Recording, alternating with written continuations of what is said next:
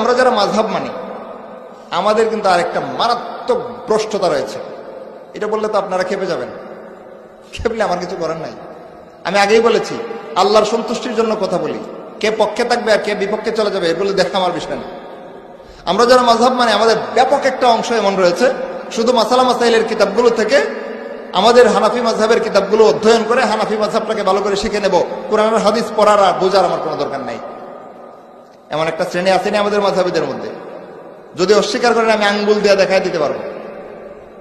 60 বছর 70 বছর বয়স আল্লাহর কোরআনের আয়াতের অর্থ বলতে পারে না, আল্লাহ নবীর একটা হাদিসের অনুবাদ জীবনে কোনোদিন খুললে দেখে না আল্লাহ নবী এখানে আমার কি বলছেন। 70 বছর যাবত যে দিন পালন করছে এটা কি? ওই মাযহাবের কিতাবাদিতে যা লেখা আছে ওইটা, ওযু গোসল পাক না পাক নামাজ আর রোজা, এটাই দিন, এটাই ইসলাম, এটা ইসলামের একটা অংশ মাত্র। করেন কোরআনে 6000-এর বেশি আয়াত আছে। কয় হাজার? আমি 10টা 20 পর্যন্ত আলোচনা করব, আপাতত 14 বাজতেছে 6 মিনিট। কোরআনে 6000-এর চাইতে বেশি আয়াত আছে। এর মধ্যে বিধিবিধানের আয়াত কয়টা? প্রায় 500টা। খেয়াল করেন মাযহাব, মাসালা মাসাইল ইত্যাদি বিধিবিধান সংক্রান্ত আয়াত কয়টা? প্রায় 500টা। আর বাকি রয়েছে কয়টা?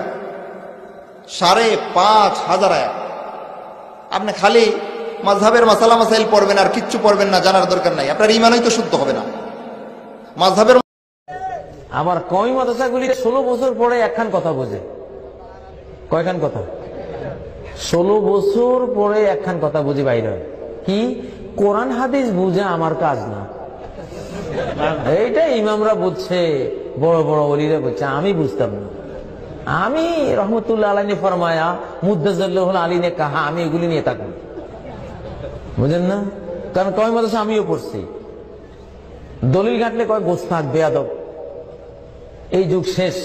কওমি ছাত্ররা বাবারা তোমরা যারা আছো দলিল ছাড়া কোন জিনিস মানবা না, ঠিক না?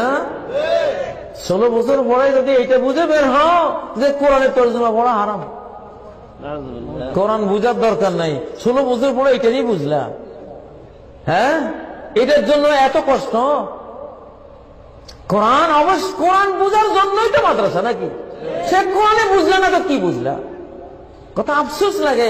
দাওরা পাস, টাইটেল পাস, সূরা কাউসারের তর্জমা জিজ্ঞাসা করি, পারে না, পারে না, কারণ এই চেতনাই তৈরি হয়।